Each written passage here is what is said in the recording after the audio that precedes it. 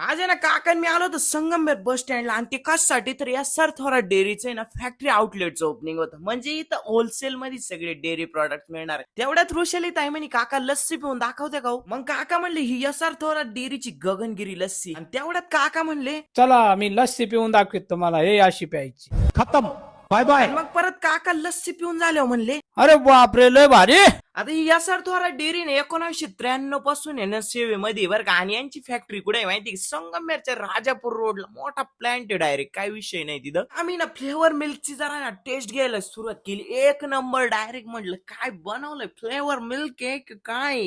याचा थोरात डेअरी आपले फॉलोअर बी भेटले आणि काकांचे मित्र बी भेटले तिथं.